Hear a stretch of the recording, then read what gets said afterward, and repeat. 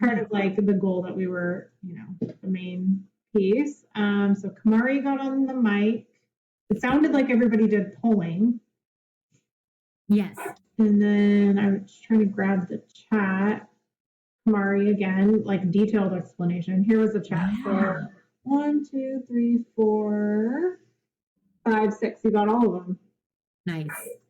And again, I feel like when they were on the mic, they were very descriptive of what they're doing. Yeah, that was good too. Yes, they were actually explaining the process, which is what we really want. Yeah. So this, you had 100% of them on the camera, type in the chat, and do class kick.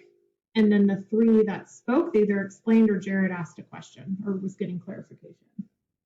So that's like 50% of them on the mic. Okay. So those are all good things to celebrate. Yeah.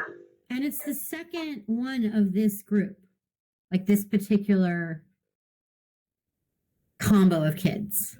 Okay. Like you did it on Monday with a different group. Yeah, Monday's a different group. Like this is the second time this group has met. Right. Got it. Okay. Yes.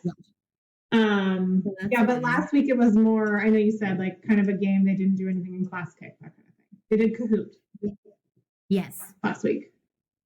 And it was more about like vocabulary of fractions, I think. And yes. What is a fraction? Yes, it was with the pie. So I actually feel like they seem to understand this better than, which for better or worse, which is kind of about finding the patterns. Right. So going into the next piece is really getting them to find the patterns for equivalent fractions. And then the second step of that is like, okay, now what do I do with this equivalent fraction? Now you needed to add it to another, it's like, this is just a tool right, that we use in order to actually do the problem. Mm-hmm. So it'll be like